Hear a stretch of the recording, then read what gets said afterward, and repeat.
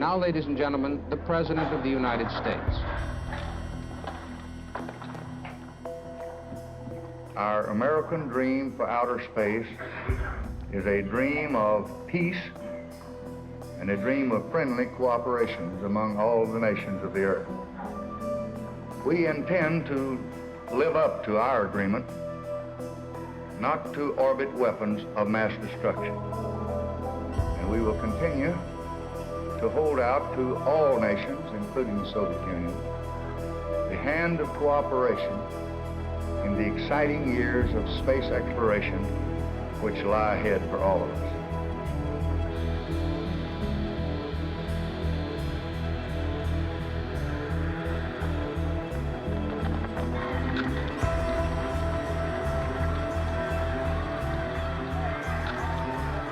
In the immediate aftermath of John Kennedy's assassination, there was a question put to the new President Johnson: what do you want to do about the Kennedy initiative to do joint missions to the moon with the Soviet Union?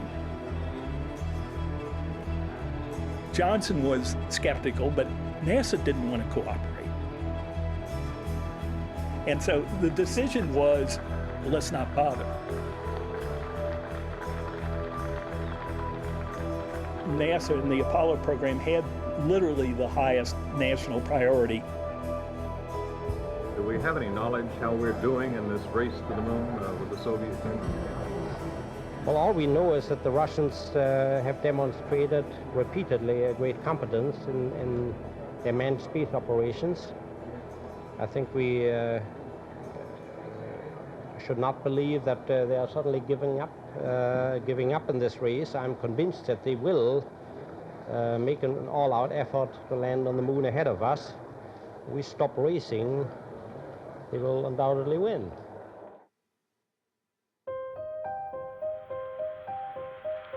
It's one small step for man, one giant leap for mankind.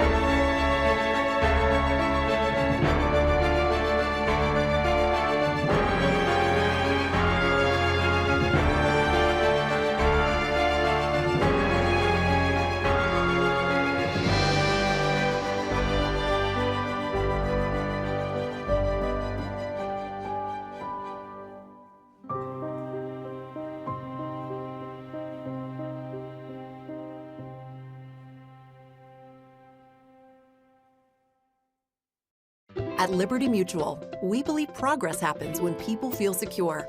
That's why we exist to help people embrace today and pursue tomorrow. Liberty, liberty, liberty, liberty. Liberty Mutual Insurance is a proud sponsor of American Experience. As an American-based supplier to the construction industry, Carlisle is committed to developing a diverse workplace that supports our employees' advancement into the next generation of leaders, from the manufacturing floor to the front office. Learn more at carlisle.com.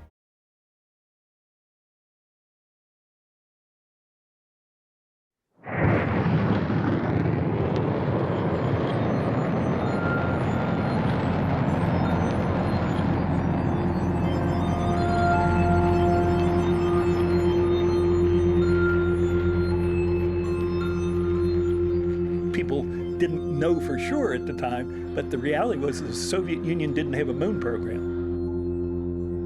It turned out the Soviets were still debating whether to go to the moon or not.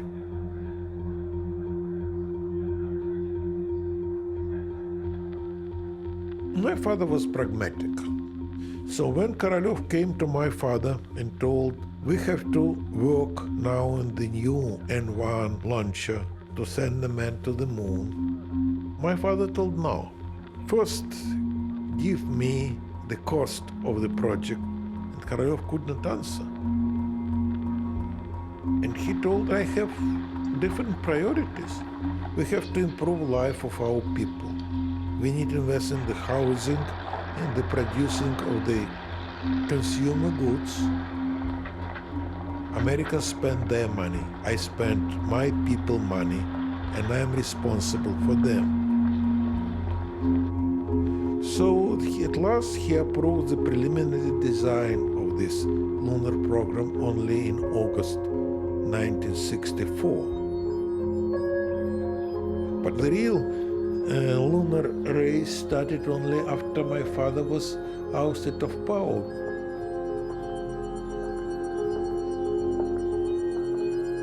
After that, his successor Brezhnev didn't count money, and he told, "Go ahead, I will give you everything what you want."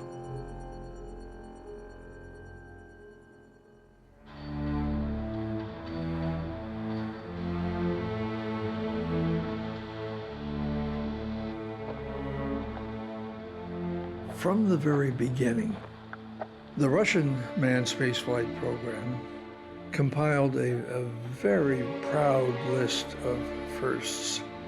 The first woman in the orbit around the Earth, the first multiple crew, the first spacewalk.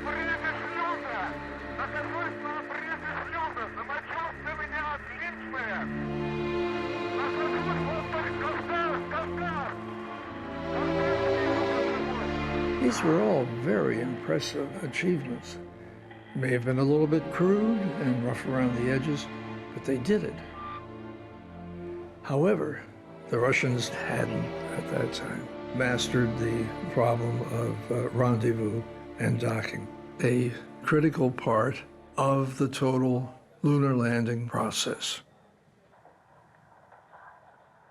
All the steps involved in Apollo, those were all things that had to happen pretty much perfectly, some 230,000 miles away on the moon. And you didn't want to try to do all those things for the first time so far away from home. Gemini was going to prove the lunar orbit rendezvous.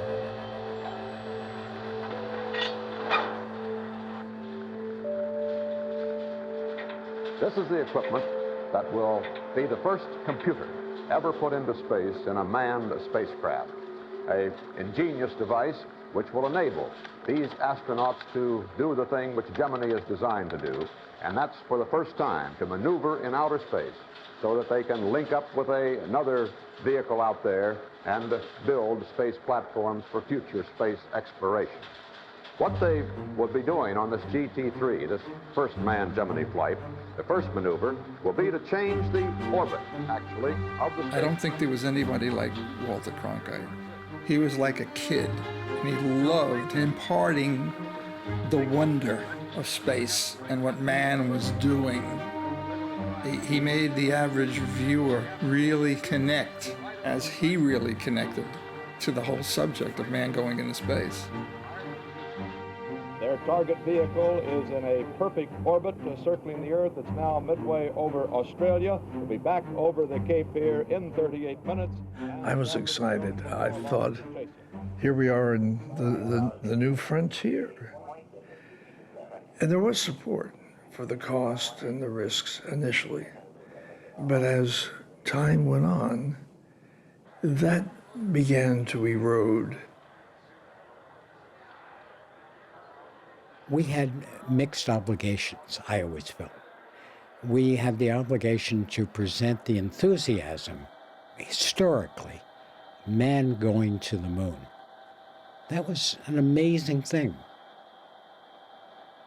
The second part of the story is we are covering a government agency, NASA, which is spending $24 billion, which in those days was a huge amount of money. So we had to cover that element to it. I don't think I covered it properly. If anything, I erred on the side of covering the adventure. The space program is costing us about $5 billion a year, and if there is anyone left anywhere who still cares about money, he might reasonably ask what we are getting for all of it. If it is simply a matter of keeping ahead of the Russians in a procession of high-altitude tricks and stunts, it probably isn't worth it. It is doubtful that a few points on the international Gallup poll in Asia and Africa, a little increased national prestige in Asia and Africa, it's doubtful that's worth more than maybe 35 cents. If it is simply a matter of displaying our technical expertise by orbiting around the Earth a series of metal tanks carrying men, radios, switches, knobs, and chicken salad and squeeze tubes, that probably isn't worth the money either. But there is another element. It is said that by exploring space, we will increase the sum of human knowledge and perhaps make some basic discoveries, learn some dimensions and insights previously unknown.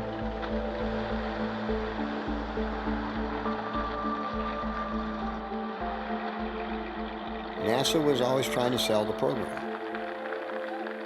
and would go out and talk to kids in schools, and we called it the week in the barrel. I think those of you that know me. In the old days in sailing ships, they'd stick one guy in the barrel and he'd have to put his rear end by the hole and everybody would take their turn. So we had our week in the barrel. Astronaut in the barrel. One astronaut per week would be selected, and that astronaut, for 1 week, they were ours. For speaking engagements, television appearances, whatever, we managed them. Astronauts hated it. The astronauts were used as a PR tool by NASA very effectively. And I have been on more parades and spoken to more chambers of commerce. This was more than just PR. This was ingratiating congressmen to get their support. Unless $141 million was restored in the supplemental and the $5,304,000,000 approved, we are near the position where we simply will have to say we're not going to do it in this decade. Mr. Webb used it very, very effectively. Webb understood he had to have the support of the Congress to get this thing done. Jim, you should have seen him with these Texas boots on.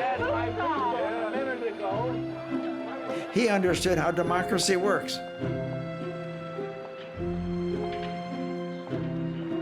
There was a lot of apple polishing with congressmen, and so if a congressman wanted to have some astronaut appear with him, he just snapped his fingers.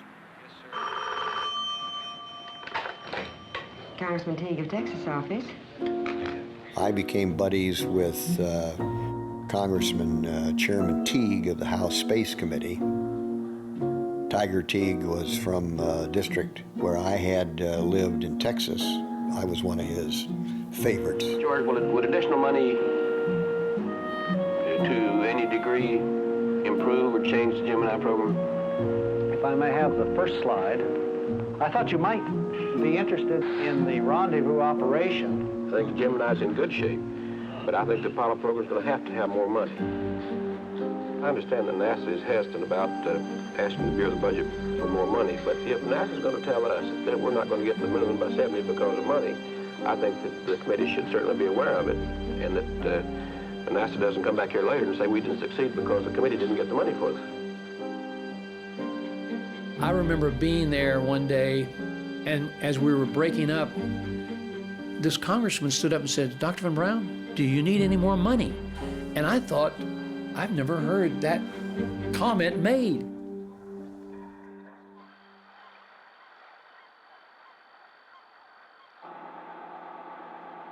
In these final days before the launch of this Gemini flight, now scheduled for next Tuesday, dozens of contractors and dozens of buildings all over Cape Kennedy are going through the final tests of their pieces of equipment that will be in this complex booster and spacecraft when they blast off from Pad 19.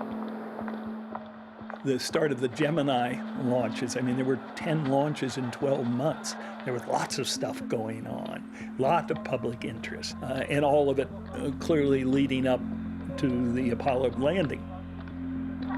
1:40 and counting at Cape Kennedy under cloudless skies. Astronauts McDivitt and White preparing for 4 days in space and America's first walk in space. T-minus 90 seconds and counting. The launch vehicle has gone to internal power. The launch vehicle is now on its own battery power. Everything is go for this mission, or all the tracking stations around the world. 3, 2, 1, 0.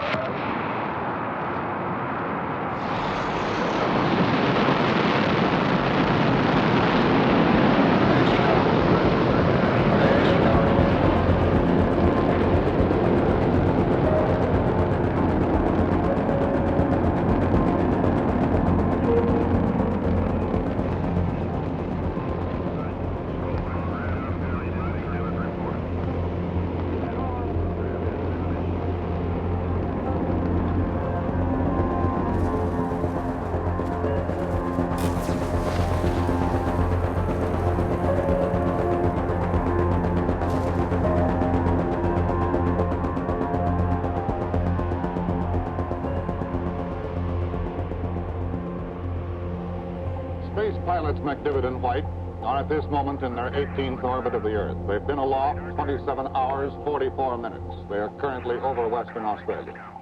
The two pilots have flown about 430,000 miles, nearly the distance of a round trip to the moon.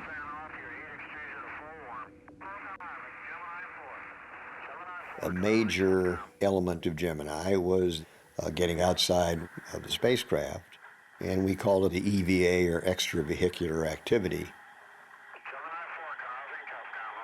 The first EVAs, of course, were on the Gemini 4, Ed White. Ed White was just to get out and see what it was like and then to come back in. Okay, I'm out. Okay, he's out. Slow 3. This is the greatest experience. It's just tremendous. Right now, I'm standing on my head, and I'm looking right down. It looks like we're coming up on the coast of California.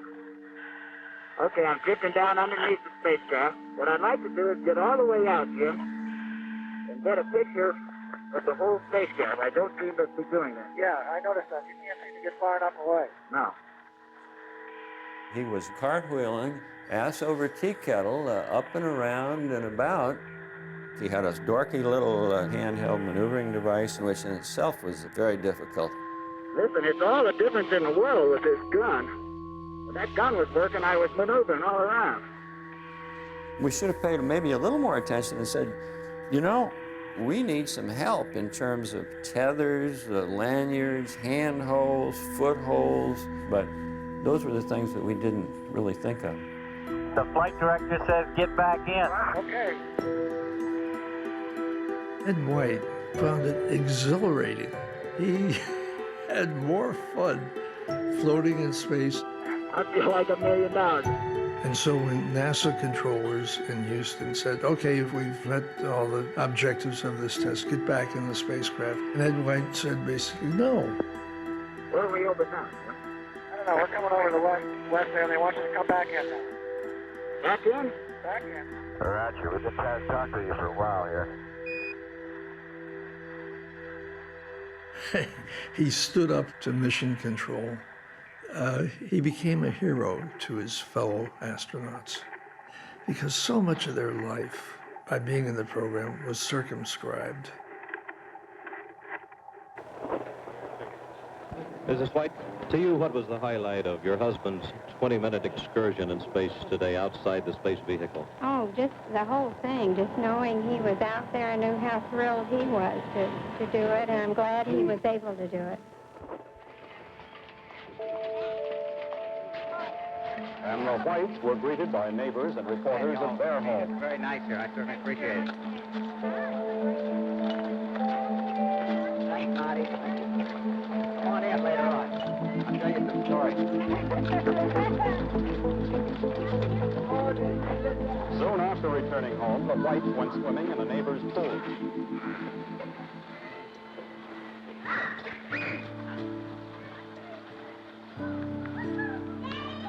This confusion about the name with Ed White and Ed Dwight, about the black community getting him mixed up with me.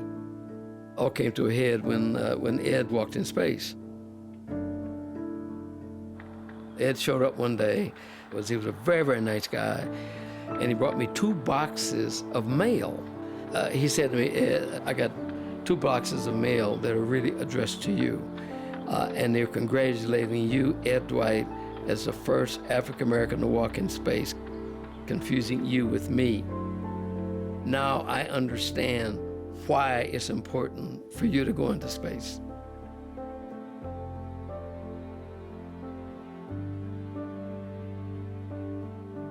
It was 20 years from the time I went into training to the time the first black astronaut was sent into space. Now, 20 years is a long time. America had to adjust to allow non-white people to go into space, women as well.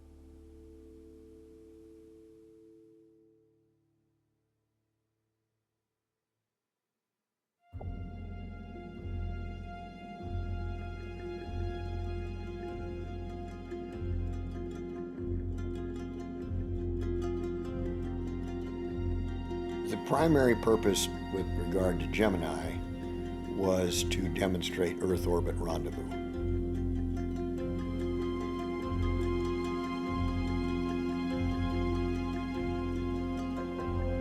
And of course, docking was important. And all of those things met with a lot of problems. Even though I had studied orbital mechanics in college, it still is perplexing to me. So many counterintuitive things. You slow down, which drops your orbit, which means you go around the Earth faster, and pretty soon the thing that was in front of you is now above and behind you, and then you can speed up and catch him. The orbital rendezvous was so counterintuitive that you really had to use the onboard computer in Gemini in order to implement it. The expert in the group was Buzz Aldrin. I wouldn't be surprised if Buzz couldn't do it in his head. Goal 23, scene 3, take 1. I'm Lieutenant Aldrin. I just got down off my 56th mission. I'm stationed here at an advanced base in Korea, flying with the 51st Fighter Interceptor Wing. We're closing rather rapidly on the MiGs. I opened up fire on them while they were in this gradual turn. 2 MiGs were flying, and they never saw us. We just snuck up from behind, and as I was coming closer, the canopy came off, and then there was a flash, and the ejection seat went, and that was the first time a gun camera film had ever seen an ejection. So that made Life magazine. Later, while I was at MIT, I wrote the thesis called Line of Sight Guidance Techniques for Manned Orbital Rendezvous. That came from fighter pilot experience translating fighter pilot intercepts to spacecraft rendezvous.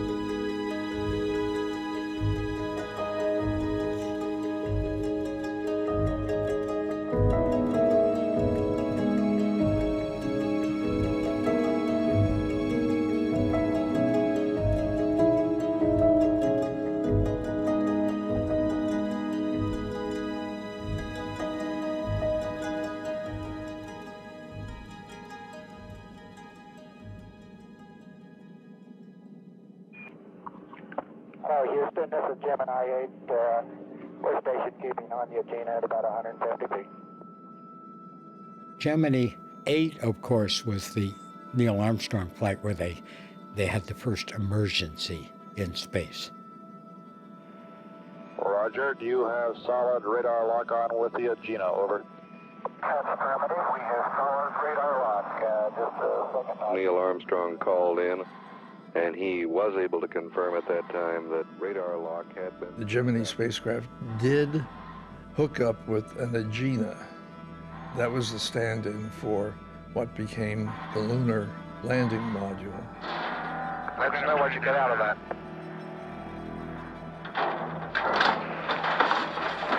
The flight, we are done. This emergency occurred when a thruster got stuck open and they were spinning wildly. They were in trouble.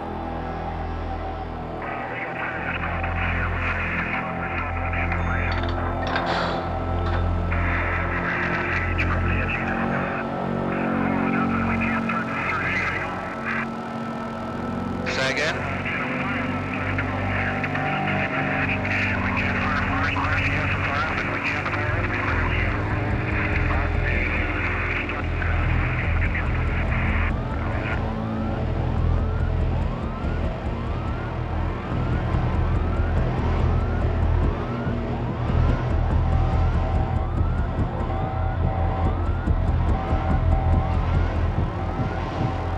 When the emergency occurred, I was in Houston, and you could hear everything.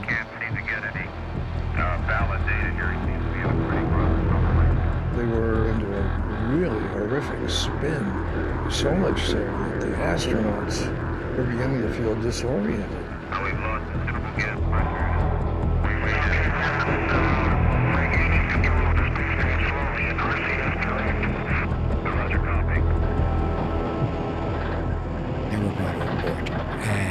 That was critical. They had to splash down early.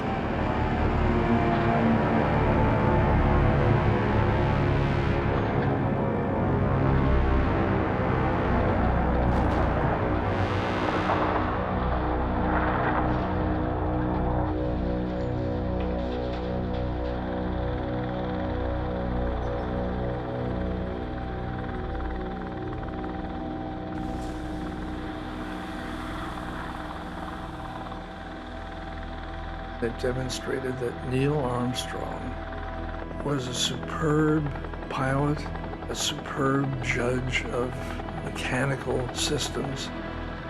God had given it to him with both hands, and he knew how to use that skill. He was decisive.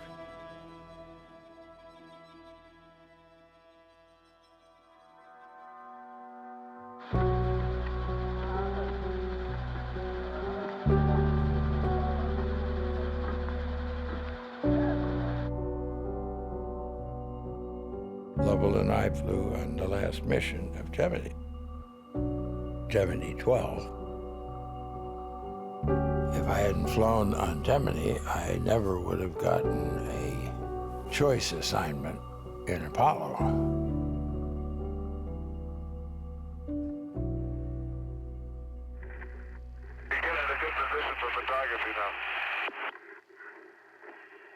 Well, the spacewalking in the Gemini program was not very successful as it proceeded along. We had not, in our designs, really thought through what happens to objects that bang together in weightlessness. If I touch that table, I go off in some totally three-dimensional, random direction, and very soon you're just out of control. They didn't want a partial success or failure on the last flight. A lot of things can go wrong. And I said, well, look, I've been a scuba diver, and you don't work against the current. You slowly kind of maneuver, and it's delicate how you move around. You need to do them delicately, not muscle. Some of the astronauts said, no, that's not going to be any good. There's a big difference between water and space. But everything I did do worked out so well that neutral buoyancy has ever since been the way you train. Gemini 12 with Aldrin and Lovell was exceptionally successful.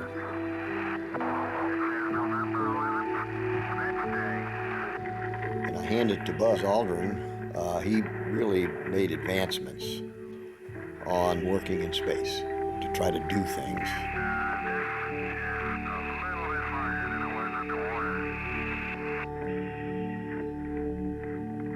That was the good news. The bad news was they did such a good job that they canceled Gemini 13, which Neil and I were going to fly on. Well, Mr. Armstrong, your son is one of the 2 civilians chosen. How long has he been flying, sir? Since before he was 16 years of age. Before 16? This would mean that he had his wings before he had his driver's license, right? That's right. Now, how would you feel, Ms. Armstrong, if it turned out, of course nobody knows, but if it turns out that your son is the first man to land on the moon, how will you feel? Well, I guess I just say God bless him, and I wish him the best of all good luck.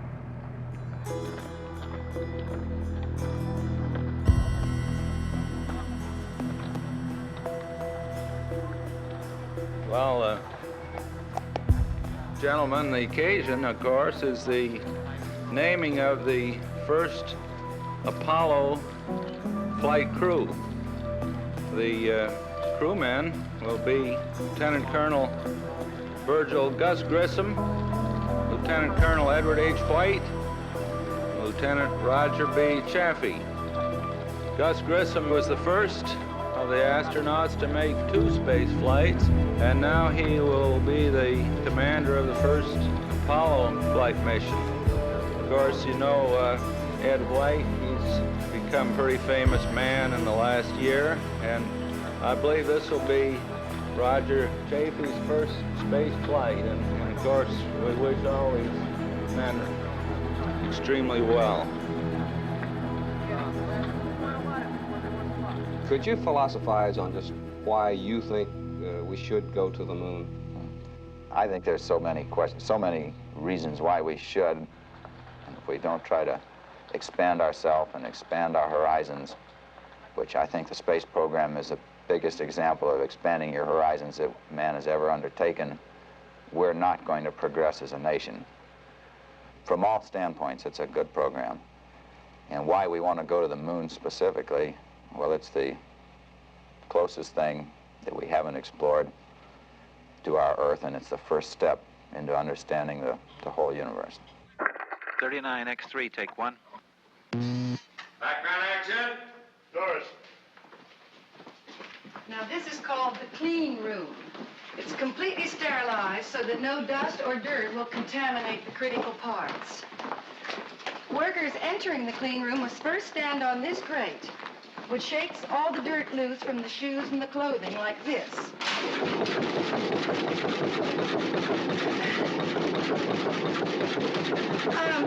I think we'd better move on now. We'll go in that direction.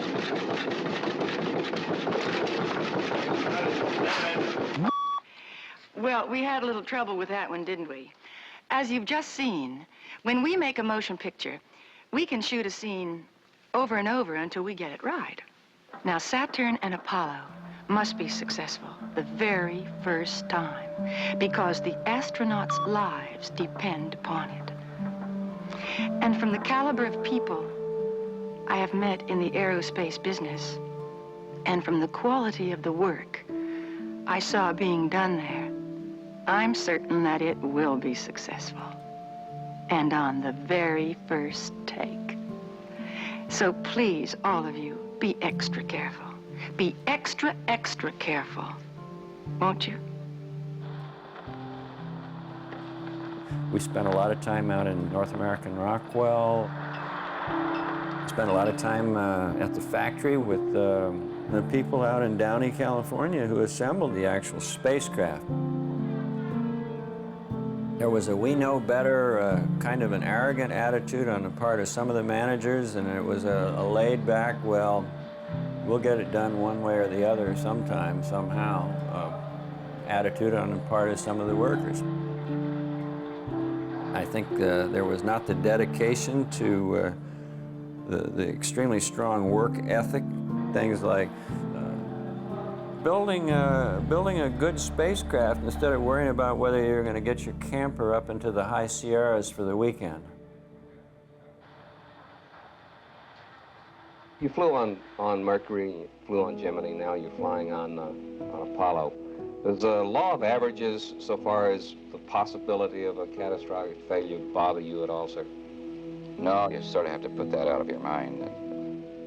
There's always a possibility that you can have a catastrophic failure, of course. This can happen on any flight. It can happen on the last one as well as the first one. So you just plan as best you can to take care of all of these eventualities. And you get a well-trained crew and you go fly. The spacecraft you're going to ride on is, to a certain extent, untried. You're taking a shakedown cruise. You approach it with any apprehension as compared to the Gemini, which had been flown before?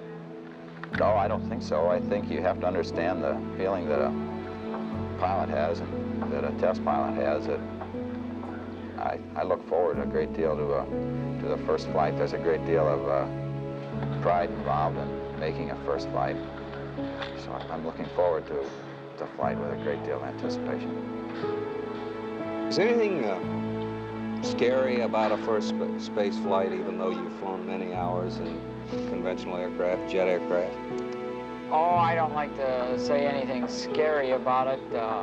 There's a lot of unknowns, of course, and a lot of problems that could develop or might develop, and they'll have to be solved. And that's what we're there for. This is our business, to find out if this thing will work for us.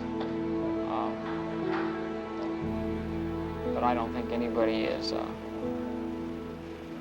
I don't like to use the word scary.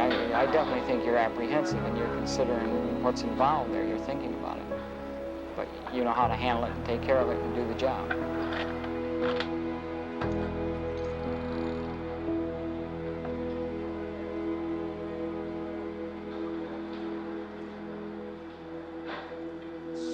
All right, just senior power counting 1, 2, 3, 4, 5.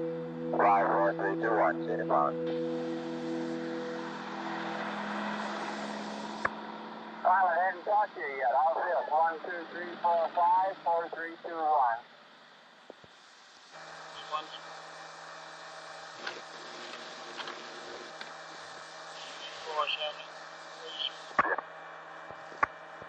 Hey, how are we going to get the moon if we can't talk between 3 buildings? I can't hear a thing you're saying. All right. Again? And how are we going to get the moon if we can't talk between 2 or 3 buildings?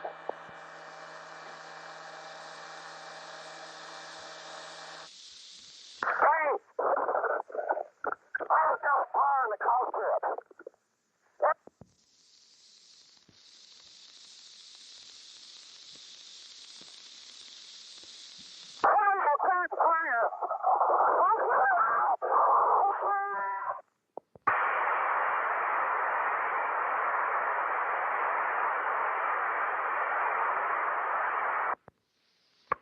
Hey, crew, can you egress at this time? Confirm it.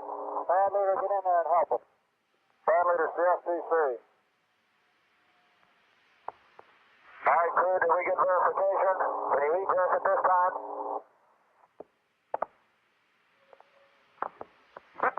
John, were you able to hear him? John, come on. Yes, can you read us? Bad leader? Can you get him out of this?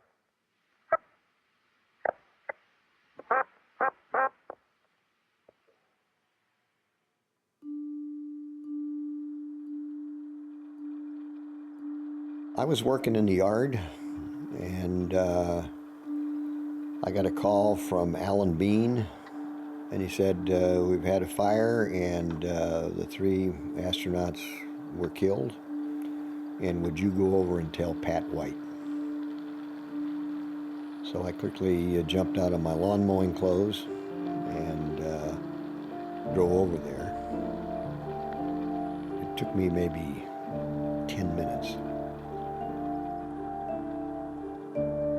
It was very difficult because Bill had to tell Pat White, and Janet was next door, Janet Armstrong, so she went over there.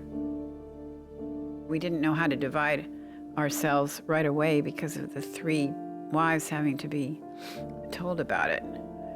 So it was just a time when we were in shock. I arrived and I walked up to her and I think she sensed something. And I told her and she broke down. America's first 3 Apollo astronauts were trapped and killed by a flash fire that swept their moonship early tonight during a launch pad test at Cape Kennedy in Florida. They died at T-minus 10 minutes into a simulated launch countdown, helplessly trapped inside their spacecraft. And this is a hard phrase to say, but I think it's a necessary one. It would be an instantaneous death, would it not? I think that's a fair assumption. Apparently, they died absolutely instantly.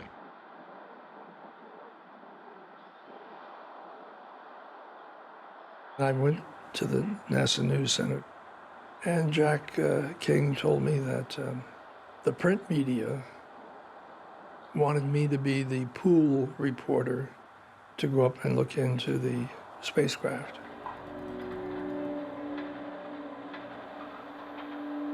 And when I rode the elevator up to the top of the gantry to where the burned out spacecraft was, there were only 2 or 3 people up there, and there was a photographer.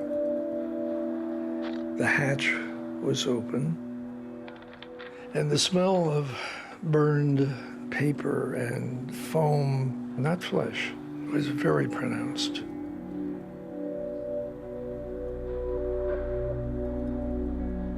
And there were some anomalous things. For example, one side of the spacecraft just was a pile of ashes.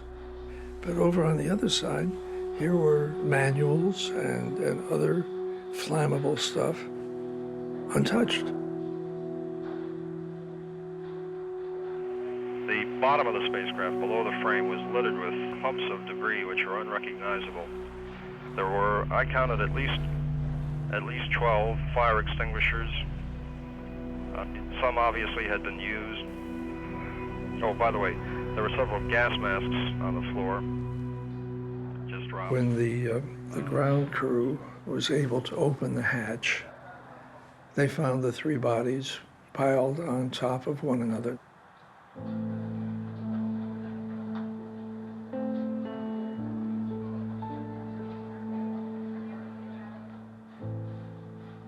The hatch opened inward, so it had to be pulled from inside, pushed from the outside.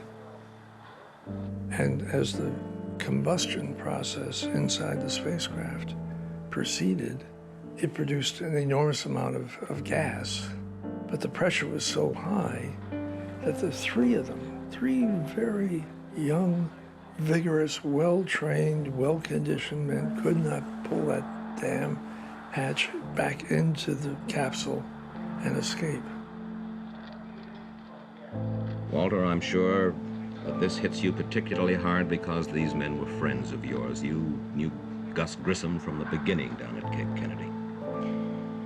Yes, indeed, Mike. That's, of course, true, and it does hit me hard. I think one thing should be said. This is a time for great sadness, national sadness, and certainly the personal sadness of the people in the space program. But it's also a time for courage, and if that sounds trite, I'll change the words to guts. That this is a test program. We knew it was a test program, and these guys who went into it knew it was a test program. And a test program with equipment of this nature, as with anything where you're operating in a hostile environment, which space is, and this was a hostile environment even if they were on the ground, this program is bound to claim its victims.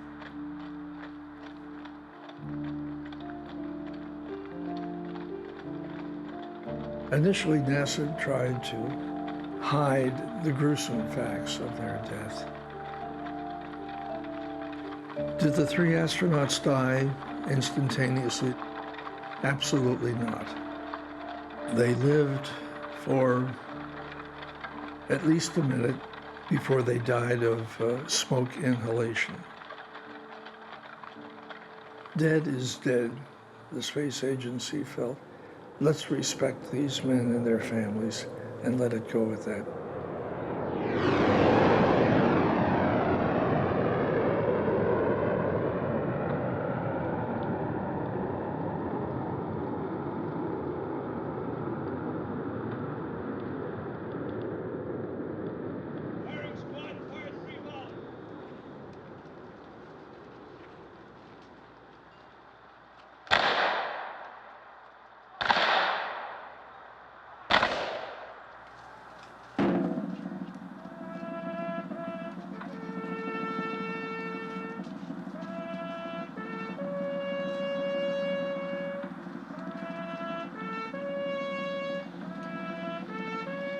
There was one funeral at West Point for Ed Dwight, and we had another flight going to Arlington, so some of us went there. And some people managed to go to all the funerals, but it was pretty chaotic, the whole thing.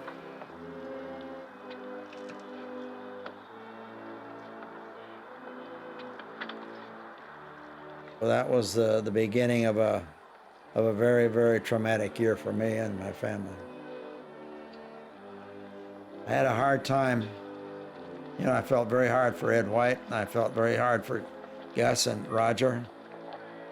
We were close. Our closest friends were Pat and Ed Dwight, and his death devastated Pat. It was just a tough time. It was really tough for her, and then eventually she committed suicide.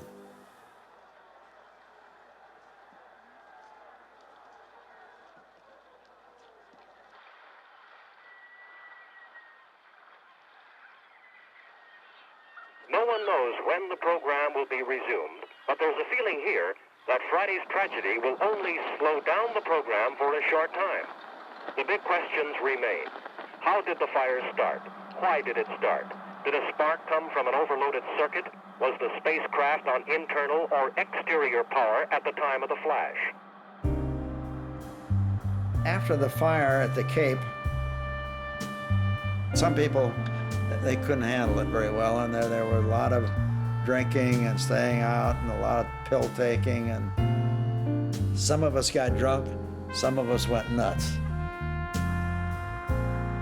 My anguish and my concern lasted about 3 days. Then what's next? Let's get on with the job.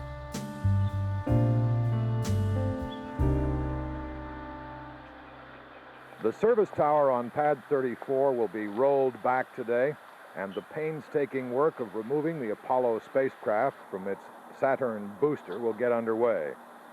Then the spacecraft itself will be lifted off, and the remains of it will be taken apart bit by bit to see what went wrong.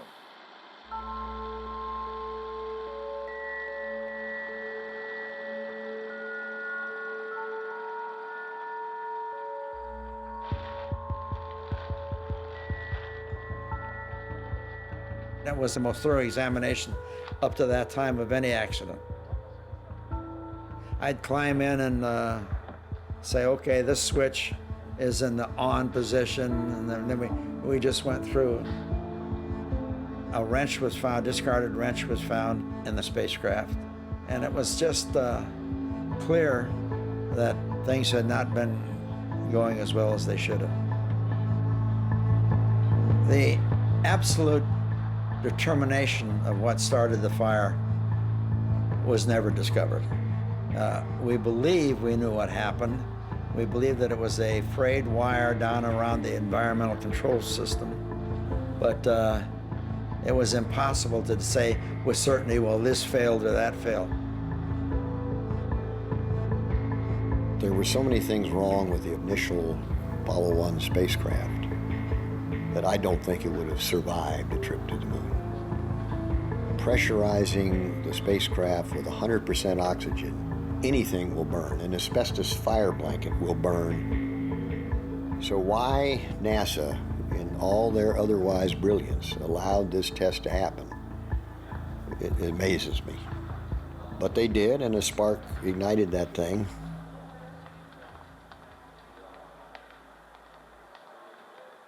Before the American disaster, we have the same fire like it was in the Apollo, because both countries tried to build the spacecraft as light as possible.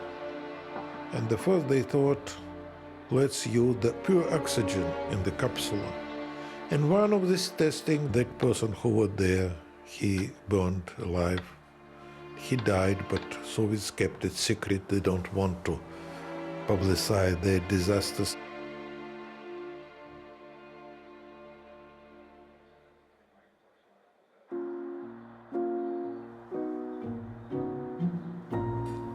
Why wasn't the seriousness of the situation regarding the multi-billion-dollar contracts that North American made known to the committee? Would you not feel that the chairman and other members of the committee should have been briefed on this situation? The facts are they not, that this committee has a responsibility to pursue the matter, to determine whether there was negligence on the part of... Most of those congressmen and the senators didn't have a clue what they were asking. They would ask questions and didn't know how to follow up. Mr. Webb, I'd like to ask you first whether or not that was a change, and if it was a change, what was the specific change and what was the necessity for it? Referring to flammable materials and then the recommendation that... They were senators and congressmen trying to get publicity for themselves. So no, I don't think those hearings were all that important, except politically speaking. And I don't think there was ever a thought that they wouldn't continue on to the moon. One has always to balance the risks in one of these programs. There is no way of guaranteeing that every risk can be avoided. And I don't think that we have eliminated risk from the program. The difficulties are related to the problems of going to the moon and coming back. And we right now have a number of extremely serious situations, but we also believe we know that we can overcome them and fly. They are no more difficult than those we faced over the last 5 or 6 years, maybe less difficult. And the problems of this week are never the problems of next week. It's a constant series of a large number of problems, with each one being solved and another one emerges. And in the end, you get to the point that you have enough confidence to launch the equipment. I testified for both the House and the Senate. Because you sit up before this committee and you got reporters handing these guys questions to ask you, because the people there, they don't know their butt from third base. Basically, I think I said, why don't you stop this switch hunt and let us get on with the job?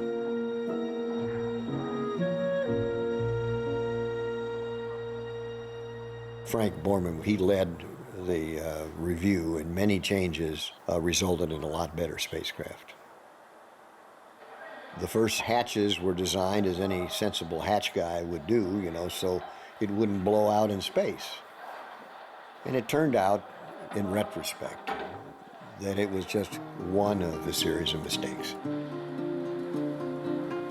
The replacement hatch, I mean, it looked like a hatch engineer's wet dream. With all these gears and latches and whatnot, I kept looking at it thinking, geez, don't touch it. These subsequent actions instituted some very, very sweeping changes. Management changes, technical changes were made that gave us a vehicle that was far superior to the one that they died in.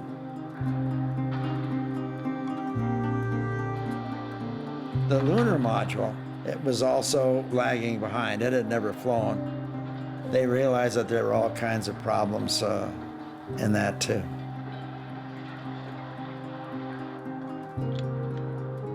It looks like the world's fanciest cocoon. Inside is a lunar module, one of the series of spacecraft designed to land Americans on the moon before 1970. But the elaborate cocoon hides a troubled butterfly, an Apollo program substantially over budget and so drastically behind schedule that the goal of a manned lunar landing in the 1960s may already be lost. The fire shook the confidence, the public confidence in NASA. I think NASA had a really almost golden image, and then all of a sudden that was shattered.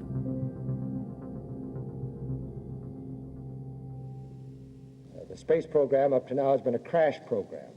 In other words, we've said we're going to the moon no matter what. Well, I think that we've got to abandon that emphasis.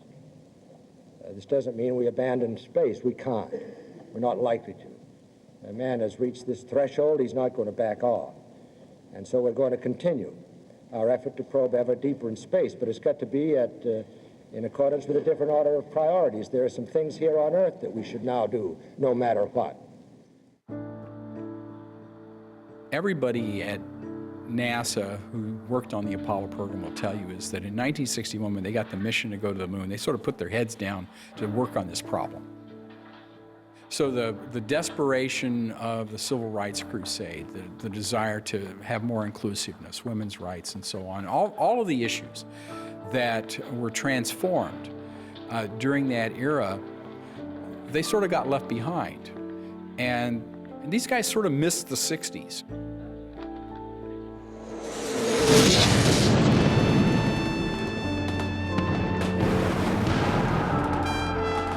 Our nation can spend $35 billion a year to fight an unjust, evil war in Vietnam, and $20 billion to put a man on the moon. It can spend billions of dollars to put God's children on their own 2 feet right here on Earth.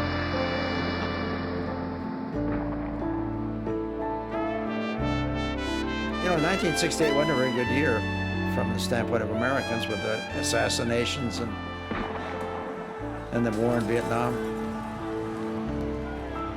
I was aware of what was going on.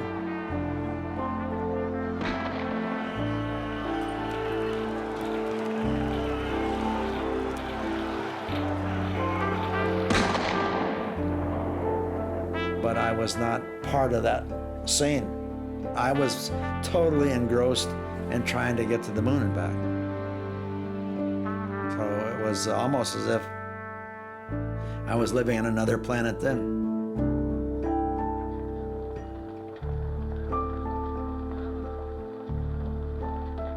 Many other things competing for public interest. There's an election coming up, and there's a war going on in Vietnam, and there are problems in the cities, and quite a few people seem to believe that we are taking money away from the public purse. We prefer to see our space program in a somewhat different light. We believe that we are actually producing values, and we are producing values at a faster rate than we are taking money out of the treasury.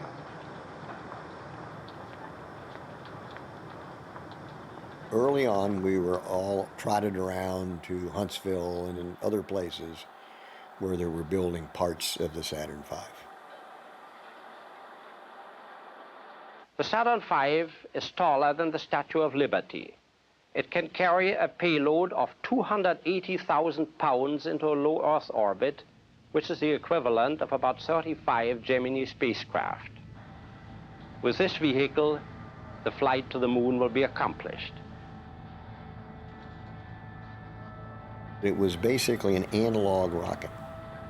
We had less intelligence in its guidance system than I have in the Casio watch. It probably was the most complicated pile of technology that anybody had built.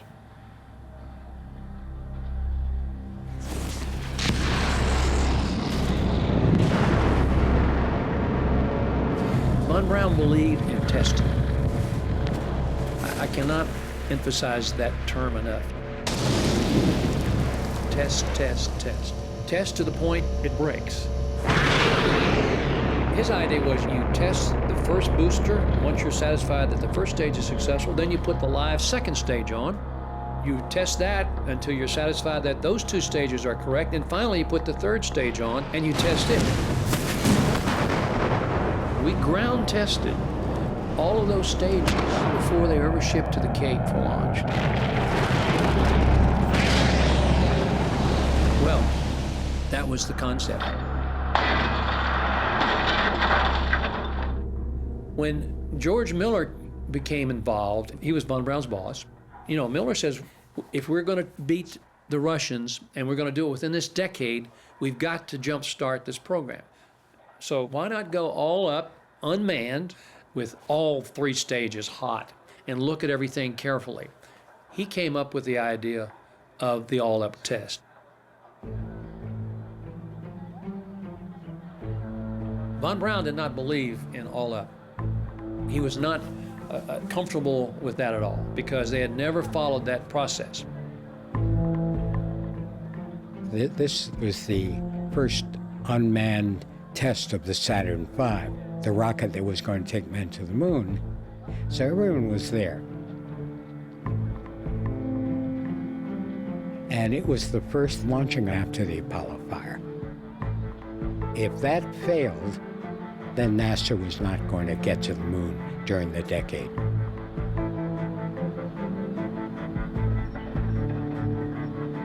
Just this enormous structure. And you knew that once it was filled with kerosene and liquid oxygen, you were dealing with a very massive, tremendous amount of energy. Just mind-boggling. I mean, it was everybody. It was the 7.5 million pounds of thrust in the first stage. And what does that mean, really? I mean, it sounds impressive, but what would it really mean when they launched?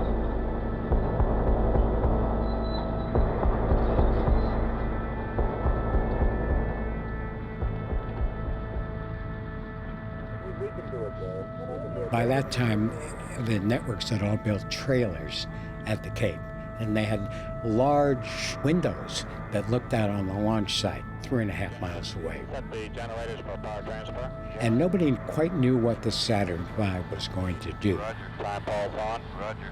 Flight control, auxiliary hydraulic pumps, 1 through 4 on. 1, 2, 3, 4. On the first Saturn V launch, you know, when I say ignition sequence start,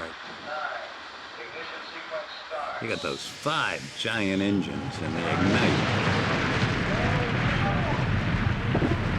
And it takes the remainder of the countdown for them to build up that 7.5 million pounds of thrust. 5, 4, we have ignition. All engines are running.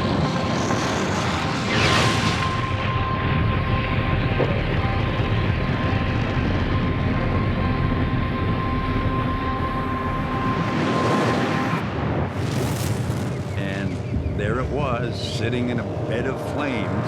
It seemed like an eternity.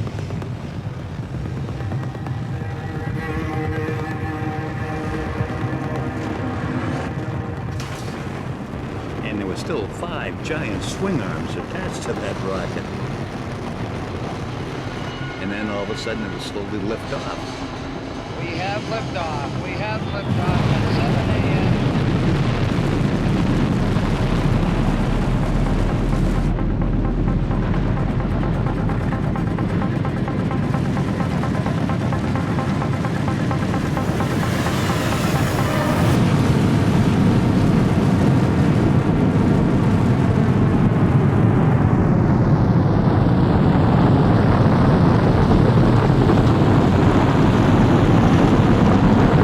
We were 3.5 miles away, so you can see it, but the sound and the shock wave took several seconds to get to us.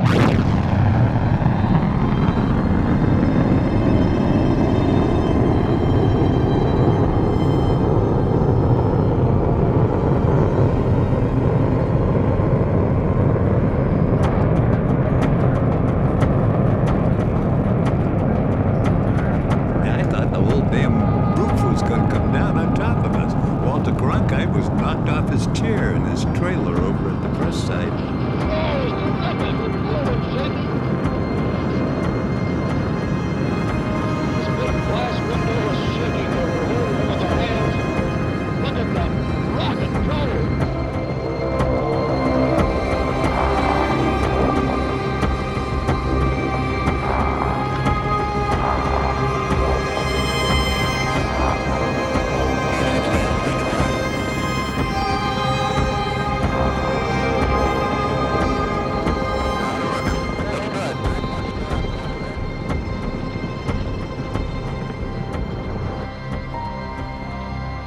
just looked around and said, you know, it really did work. I mean, it's fantastic. It's working.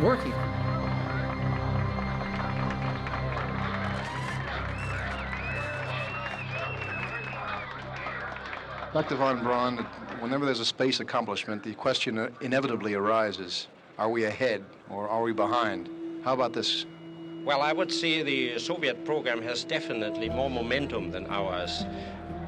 Their relative commitment as a nation to the space program is estimated to be about twice as high as ours. There's a lot of talk again about what the Russians may be doing or about to do. Could you please give us your assessment of the talk about their big booster, about Zond 5, and when they may try circumlunar flights or lunar landings? Well, my assessment of Zond 5, that was the Soviet spacecraft that looped the moon and re-entered over the Indian Ocean and was successfully recovered by Soviet ships in the Indian Ocean, was a dress rehearsal for a manned flight.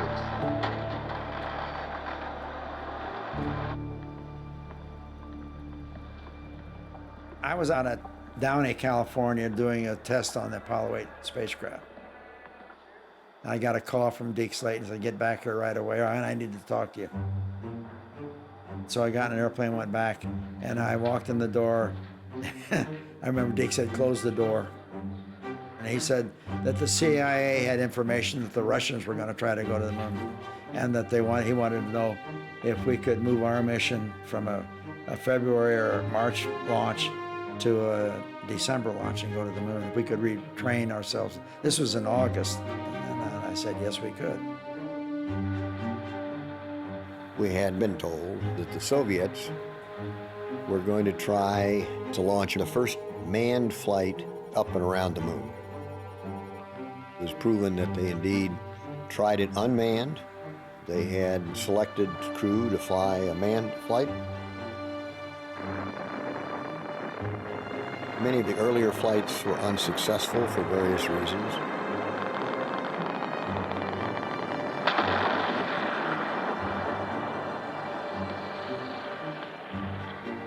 So, unbeknownst to us, the Russians got cold feet. But NASA, under the threat of having the Soviets scoop them yet again, decided to shuffle the Apollo flights, take Apollo 8, whose lunar module was behind schedule anyway, give us the first Saturn V, and on that we would just go around the moon without a lunar module.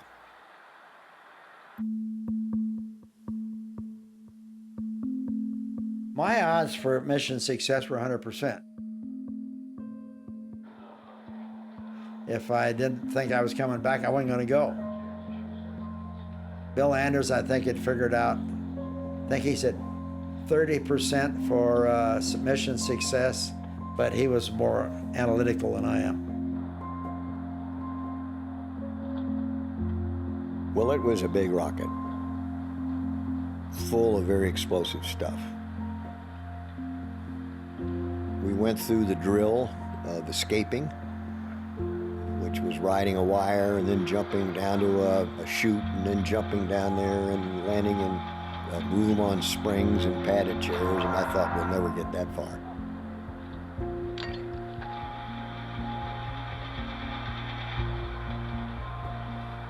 And so the chance of beating the Russians with this mere threat of the Saturn V blowing up was not a big factor, at least in my concern. The last thing we want to do is screw up. We'd rather die than screw up in public.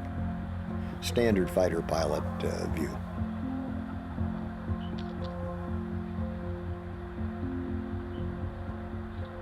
They accelerated the schedule on Apollo 8 so much. The flight controllers had not had time to train on the return to Earth capability, which was really the big new thing on that mission. Well, I was on the return to Earth program.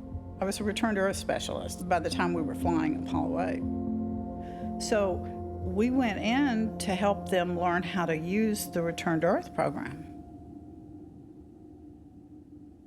Poppy, what do you actually do during space flights here in Mission Control? Well, my job is to get the astronauts safely back to Earth from the moon. What does that mean exactly? Well, it means determining what their position is, their present position, feeding the information into a computer program, and getting back their maneuver angles and how much thrust they have to get back to the Earth.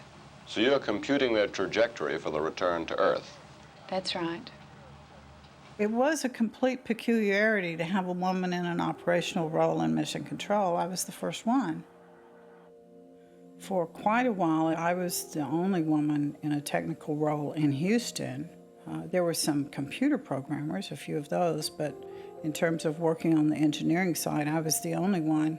So I did interviews with all kinds of people. But how did a girl of only 25 get into this job at such an early age? Well, I studied mathematics in college, and I came to work here right out of school. I've been working on this particular project ever since I came to work here. Aren't the men jealous of you? No, I don't think so. It was a very sexist society at that time, which informed my becoming a feminist. I started off working as a computress. I don't know why they call them computresses. We weren't necessarily doing computer work. It was sort of like Mad Men. That was a fairly accurate depiction of the world for women. But I was really fascinated. I wanted to know what I was doing and why I was doing it. And I had a maths degree, and I'd taken a celestial mechanics course. So I just worked my butt off. The guys that I was working around could tell that I was working really hard. I was working as hard as they were, or even harder, to be honest. I mean, it was a boys' club, no doubt about it. I was sort of the trophy. I was blonde, I was young, I was thin. I wore, the ladies' fashion clothes. How much attention do men in Mission Control pay to a pretty girl wearing miniskirts? Well, I think the first time a girl in a miniskirt comes into the MOCA, they pay you quite a lot of attention. But after a while, they become a little bit more accustomed to you and pay more attention to the consoles. It's been charged that when you walk into the Mission Operations Control Room, the mission grinds to a screeching halt. That's not true. Well, of course I was being used. My feeling was, you can play this both ways. The mere fact that a lot of women found out for the first time that there was a woman in Mission Control was a very big deal.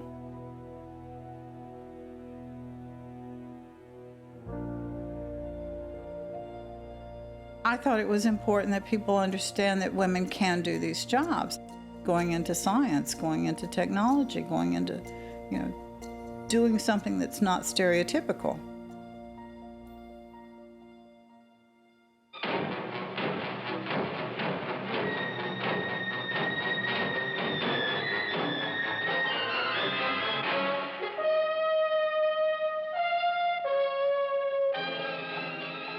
Coverage of the Apollo 8 mission, a presentation of ABC News, is brought to you by Tang, the instant breakfast drink.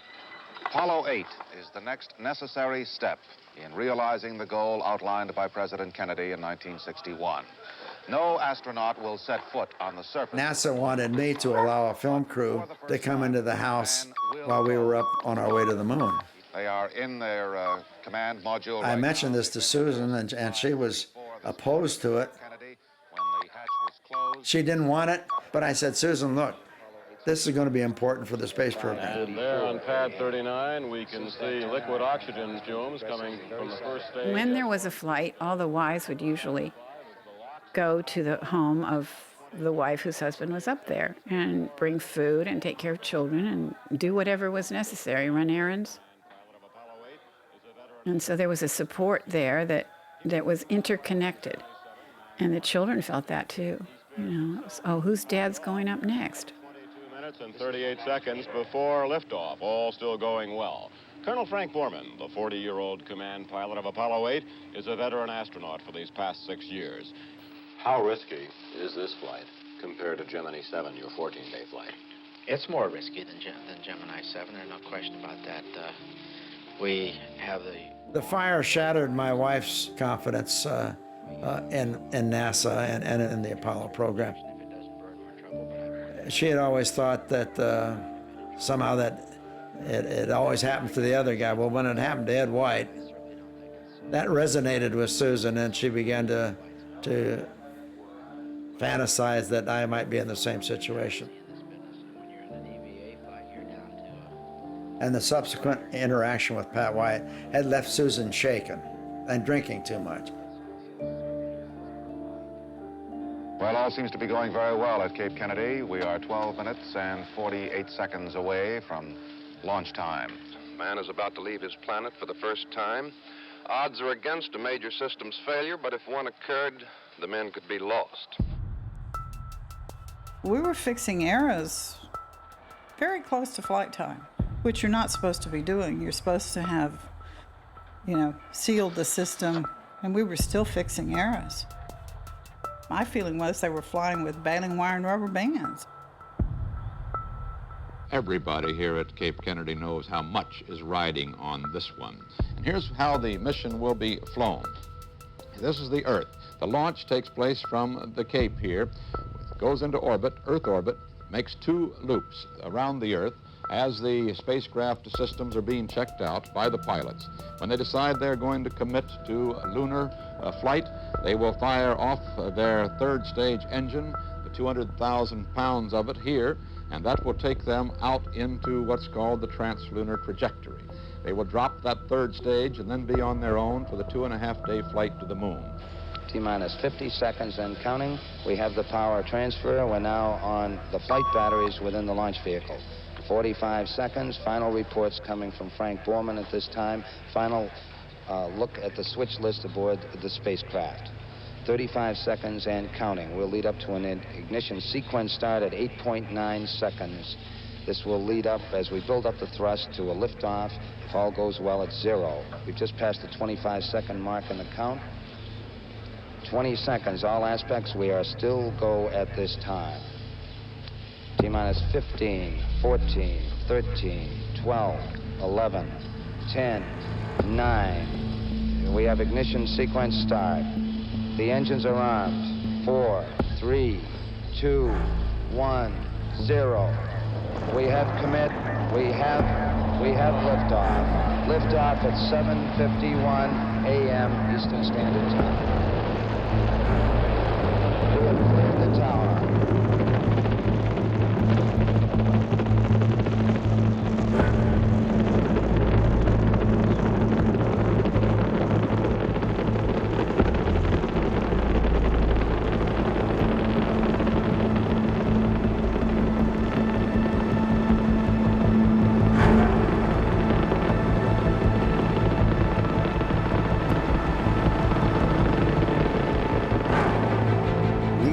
For almost everything for an Apollo flight.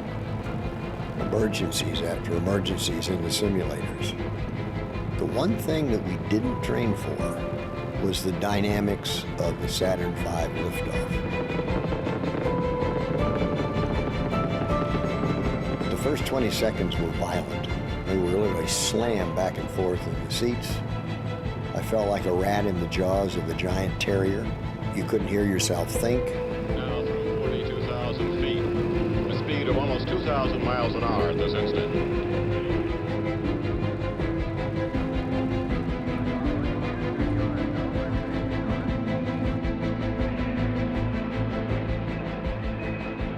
There's that majestic plume of flame behind the Saturn V as she thunders into the sky, gathering speed.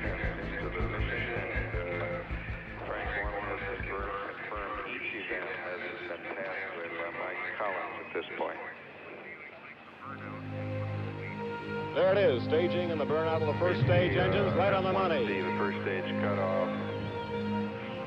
6,000 miles an hour, more than 225,000 feet high, burning beautifully. Borman, Lovell, and Anders off perfectly. Then released. That's the key. 3 minutes into the flight, we're 50 miles high. There's the escape tower separating. And about 10 miles downrange.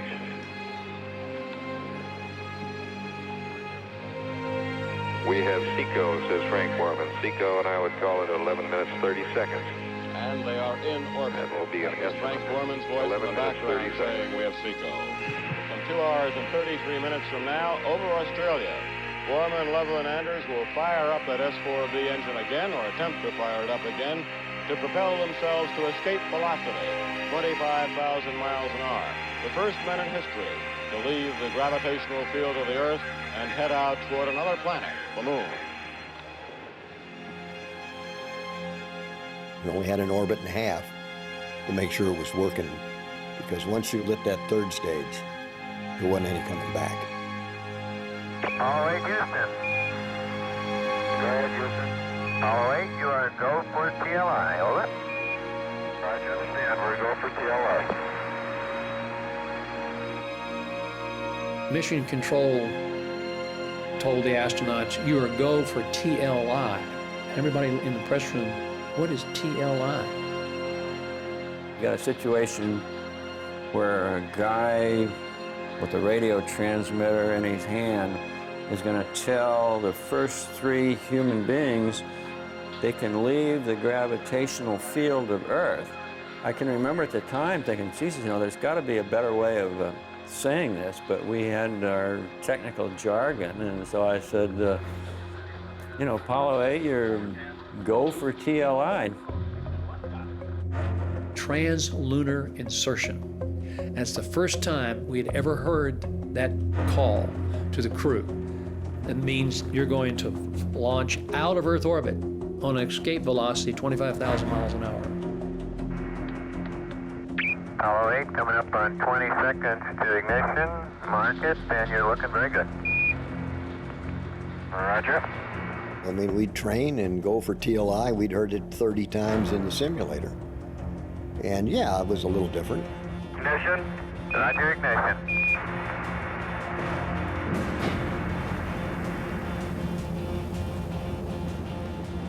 Particularly when that rocket cut in, unlike the simulator, you could feel this push for quite a few minutes. Apollo 8, Houston, trajectory and guidance look good, over. Roger, Apollo 8, good here. So we knew we were going like scalded dogs there by the time that engine cut out, and actually we set the world speed record. 7 miles a second, 25,000 miles an hour.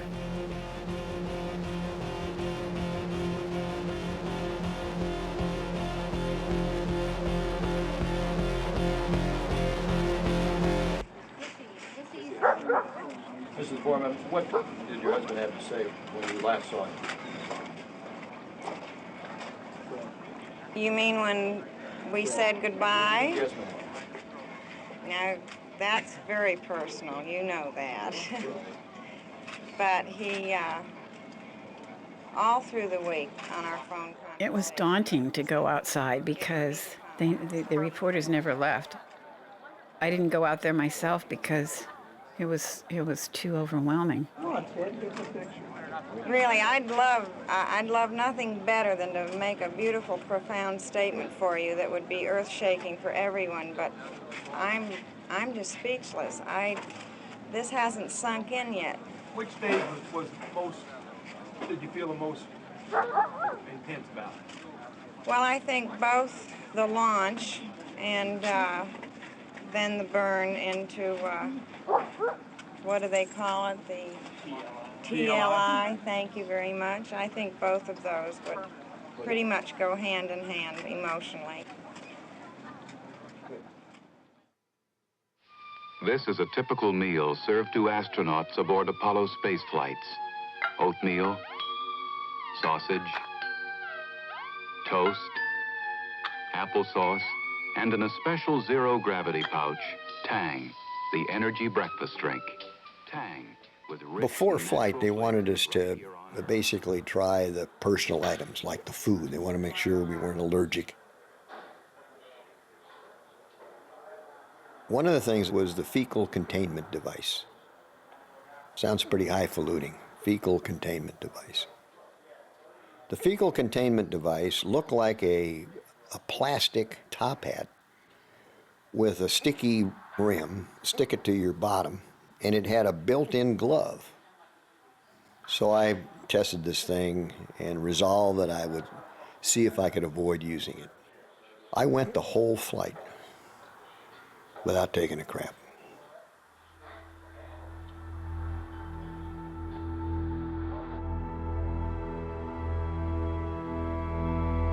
Apollo 8, this is Houston, over. Go ahead, Houston, on your read. Yeah, Roger, we're reading you loud and clear. We're on a private loop now, and we'd like to get some amplifying details on your medical problem. Could you go back to the beginning and give us a brief recap, please? Poor Frank got sick. Frank had thrown up, and not only threw up, but he was what us engineers call a balanced couple. Both ends, you know. And it was a mess.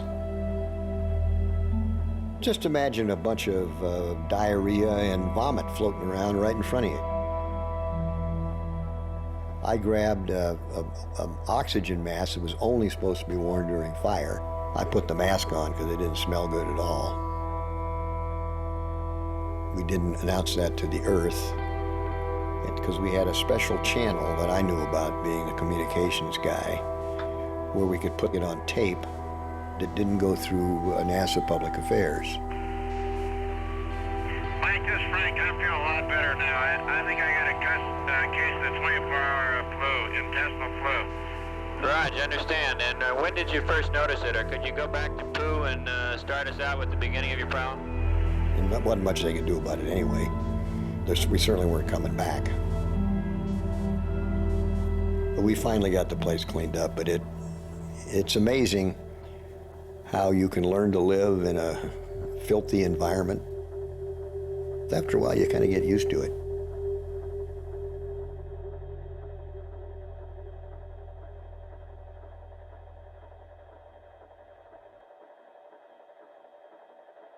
If all those great big antennas and that little 4.5-pound camera works, as everybody expects it to, we're due for some very exciting pictures, possibly even more exciting than the ones that were sent back by the crew of Apollo 7. Do you have a picture now?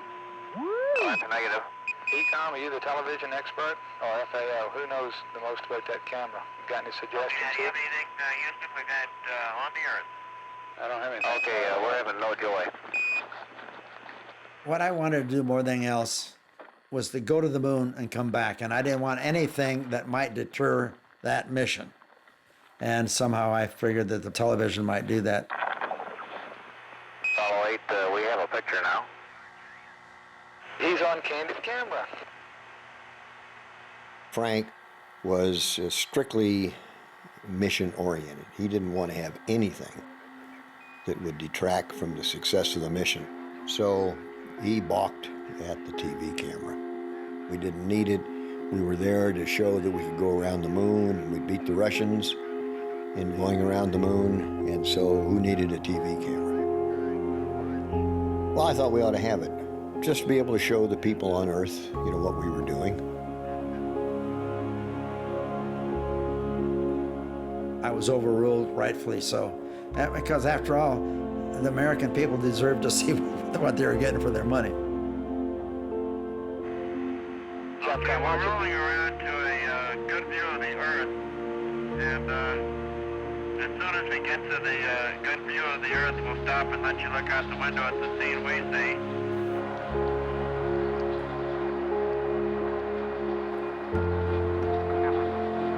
I assume that shortly we'll get some explanation in the picture we're seeing. Doesn't make a great deal of sense to me here at the moment. We're theorizing here that that bright spot in the top left center of your picture is the Earth. That's the best centering we've had, Apollo 8. You can just hold that. That's perfect. Well, I hope that everyone enjoyed the picture that we're taking of themselves. How far away from Earth now, Jim, about? We have you about 180,000. All right, you're all looking at yourselves to see from 180,000 miles.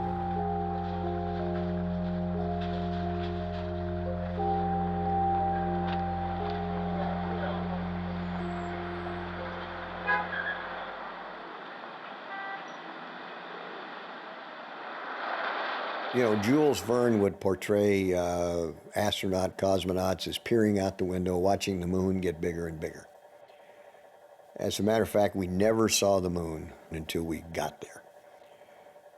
One of the reasons why is that NASA, rightly, was worried that since we went during a very new moon, that meant that the sun was almost behind the moon. So anybody looking at it would be looking right at an unfiltered sun. And they were worried that it would hurt our eyes. Apollo 8 Houston, 1 minute to LOS, all systems go. All right, now you're going, command reset, tape recorder, forward low bit rate. Roger, safe journey, guys.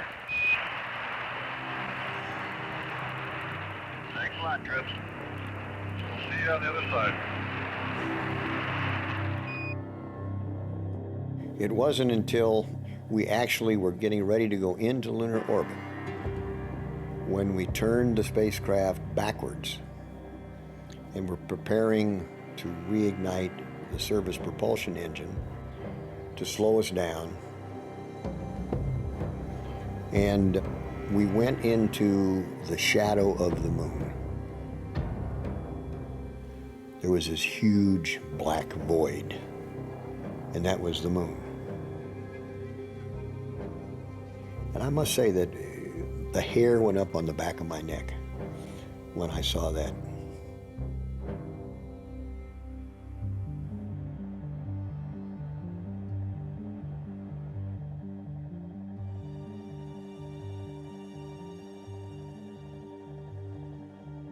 Apollo 8 Houston, over.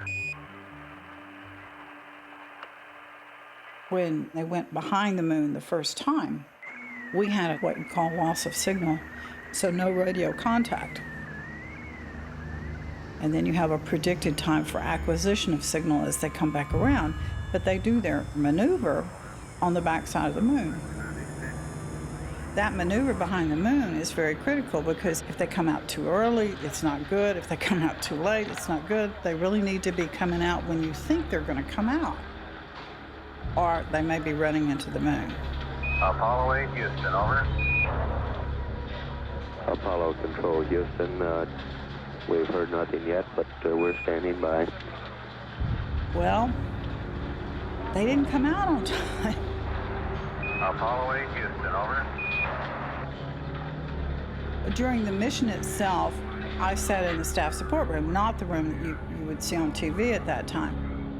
In the room where I was, I don't think anybody was breathing the whole time. I mean, you were just watching that clock, and you were hearing the Capcom calling out, and nobody was answering. And I've never had such a small amount of time seem so long. Apollo 8, this is Houston, over. Roger, Houston, we read you loud and clear. How do you read us? Apollo 8, this is Houston, reading you loud and clear now. We've got it, Apollo 8 now in lunar orbit. There's a cheer in this room. This is Apollo Control Houston, switching now to the voice of Jim Lovell. The three wives had a squawk box in the house to see what was going on the flight.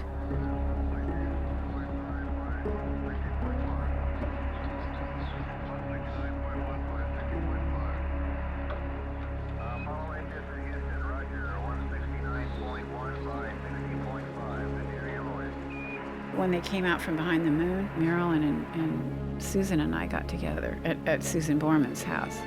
And we all just rejoiced. It was one of those things where there were so many untried, unknown parts of that flight that each step you'd think, well, can this be successful again? Roger. We don't know whether you can see it from the TV screen, but the moon is nothing but a milky white, completely void. We're changing the cameras to the other window now. They've got two windows from which they can get good, clear pictures from the spacecraft. So that we can show you the moon that we've been flying over at 60 miles altitude for the last 16 hours. Bill Anders, Jim Lovell, and myself have spent the day before Christmas up here doing experiments, taking pictures, and firing our spacecraft engines to maneuver around. What we'll do now is follow the trail that we've been following all day and take you on through to a lunar sunset. Backside of the moon, for reasons that still are in debate, is much rougher, no mare, a lot of craters, looked like a battlefield, all torn up. I know my own impression is that it's a vast, lonely, forbidding type existence or expanse of nothing. It looks rather like clouds and clouds of pumice stone. And it certainly would not appear to be a very inviting place to live or work. Jim, what have you thought? We were busy, looking at the surface and curious, but I must say it got boring fast. I mean, you look at a crater and they all look alike. There is a fresh, bright impact crater. And Lovell had the same reaction through the navigation telescope. It all looked the same. The closer you looked, the more holes there were.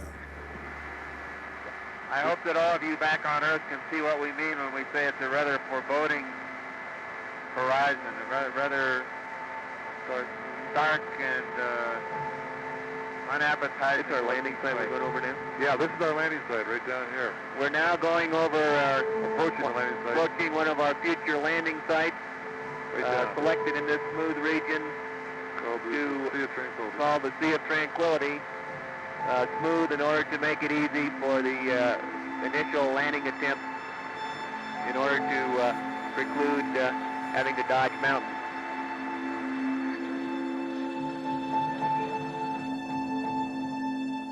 So by the time we got around the third revolution, by this time, we'd sort of saturated on the moon.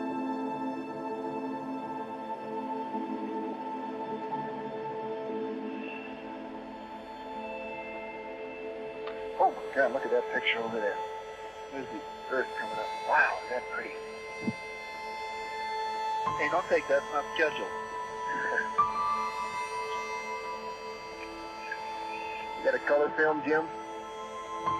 Hand me a roll of color, quick. Oh man, that's great. Where is it? Quick. And so here was something that was different, absolutely not briefed on. Nobody had told us on the ground that the Earth was going to come up. We had no photographic instructions, no light meter. Down here, just grab me a color. A color exterior. Here. Anything, quick. Here. Take several of them. Take several of them. Here, give it to me. Wait a minute, let's get the right setting here. Hey, calm down, Lovell. Oh, I got it right. Oh, that's a beautiful shot. You sure we got it now? Yeah, it'll come up again, I think. And suddenly, here was this beautiful shot, only color in the universe.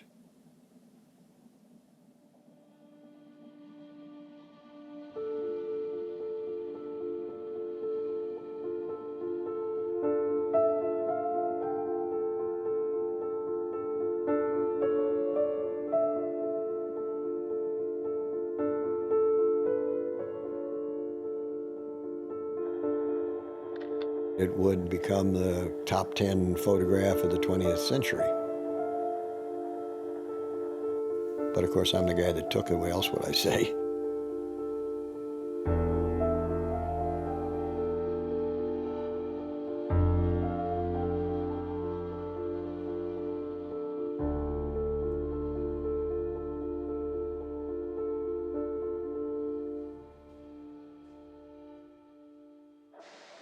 Well, let's talk about that. That's what I wanted.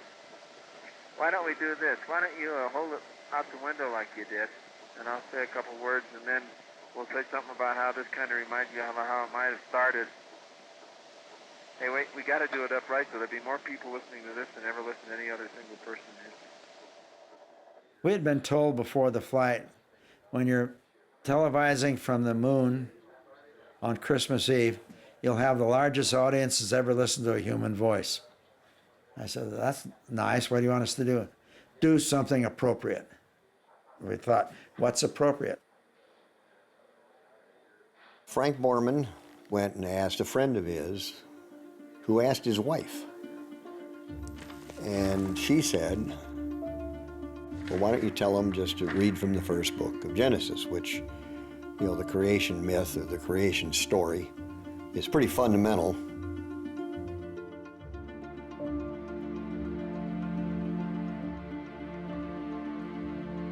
And we looked at it and we thought, all of us, this is perfect.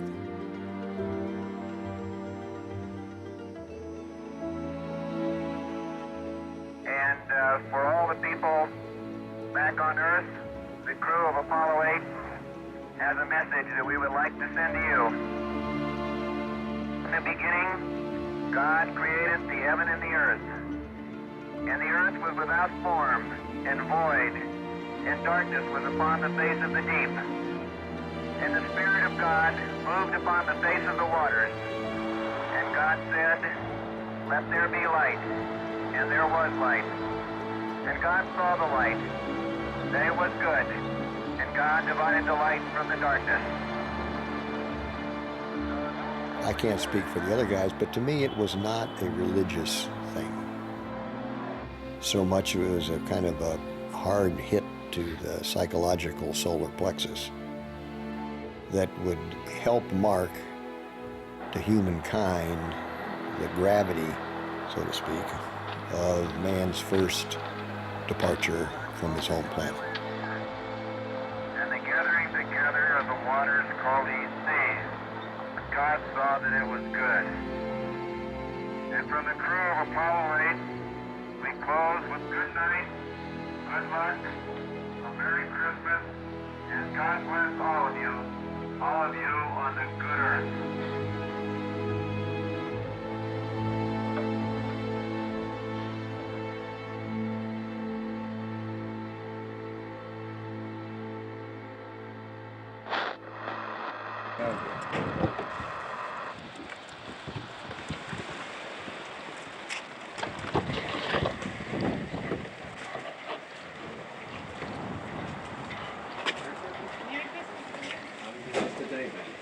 The day's been hectic. We tried to sleep in because we've been up so late, and Christmas got a little bit late this morning. So I think we're late to church. Thank you.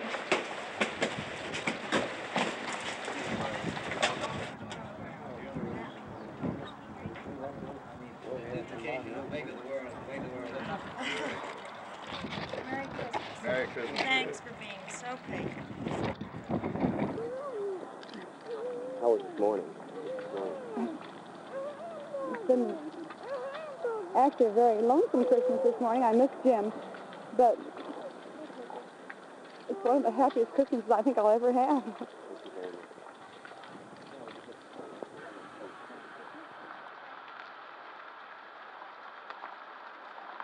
All religions are based on the fact that the earth is the focus of the universe, and God sits up there with his supercomputer and keeps track of all the rights and wrongs. Orbiting Earth and then going to the moon, it's given me a different outlook. The Earth is really nowhere near as special as we'd like to think it is.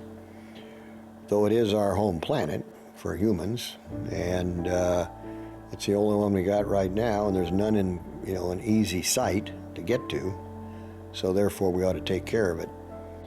But we shouldn't think that this is the designated center of everything.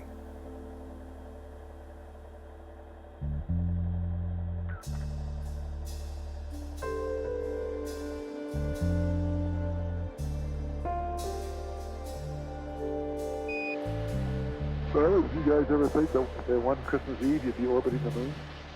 Just hope we're not doing it on New Year's. Hey, don't talk like that, Bill. Think positive. We show loss of signal with the spacecraft. We are now about 28 minutes prior to our trans-Earth injection maneuver. You're going to fire your engine basically one time, and that's got to take you all the way home.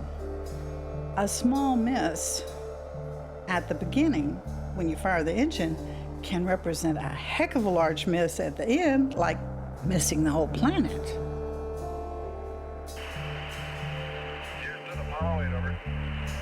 Hello, Apollo 8. Loud and clear.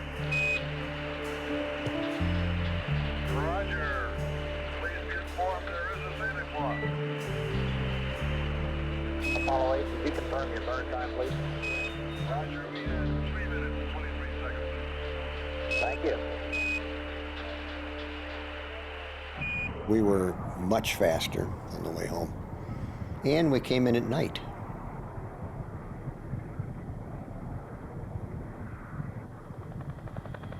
We were in pitch darkness, and the parachutes, all we could feel was the jerk.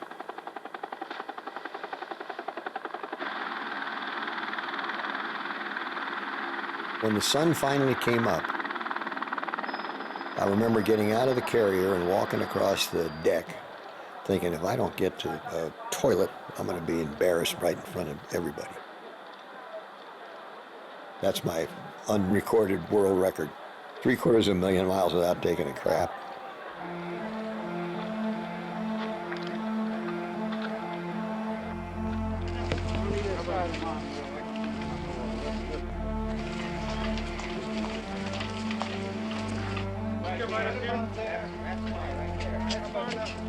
I'm still speechless. Just tremendous relief. It's just truly the happiest day. I just can't explain. I couldn't believe it was going so perfectly, and I couldn't believe that they actually sighted that thing from the ship in the dark. And I am so proud for our country that we could accomplish, our husbands could accomplish this mission. There's just no other comparison that we can make that's equal to what you've done or to what we feel. Because you've seen what man has really never seen before. You've taken all of us, all over the world into a new era. And my thoughts this morning went back to more than 10 years ago in the Pedernales Valley when we saw Sputnik racing through the skies, and we realized that America had a big job ahead of it. It gave me so much pleasure to know that you men have done a large part of that job. So we rejoice that you're well, and we send you congratulations from all of your fellow countrymen and from all peace-loving people in the world. Well done.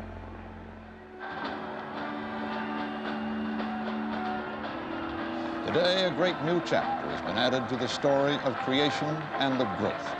Man literally has wrenched himself away from the earth that bound him down through the millennia. A year of trouble and turbulence, anger and assassination is now coming to an end in incandescent triumph. I don't know that I was prepared for that. My mother kept saying, do you only have one dress? But you know, we didn't have any money, so I only did have one dress. So we went to New York, and New York was the ticker tape parade. And then we went to Houston, and all of the children were with us in the Houston parade. It was an interesting time. Afterwards, I got letters from all around the world. I got tons of letters from African countries, all over the world, addressed to Poppy, Space Program USA. I got marriage proposals. I got letters from little girls all around the world, too. You know, I got tons of recognition that women could do a job that they never had thought before. So, was it sexist? Yes, but you got to start somewhere.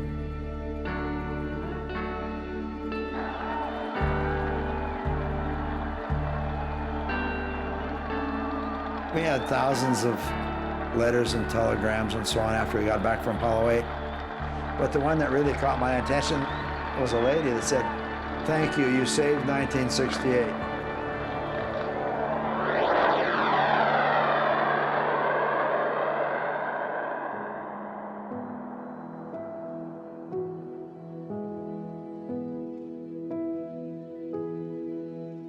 that you're back on Earth and you've had a sample of these receptions and parades, I guess you're aware of the fact that your lives will never be free again of the moon's influence. Were you prepared to deal with this before the flight, and how do you feel about it now? I feel that right now that we're merely symbols of a program of which I think all Americans should be proud. But shortly we're going to have more flights, and shortly we're going to have people who actually land and walk and explore on the lunar surface. And I think these new symbols will far overshadow perhaps of what we've done. Colonel Borman, that old master of rocketry, Wernher von Braun, has said that a circumlunar, a flight around the moon, gives you 80% of the credit with only 20% of the risk. Does that mean that 80% of the risk of landing on the moon is still ahead of you all? I haven't tried to assess it in percentage points, but I would say definitely that the extremely risky part of the flight will be the actual touchdown on the lunar surface.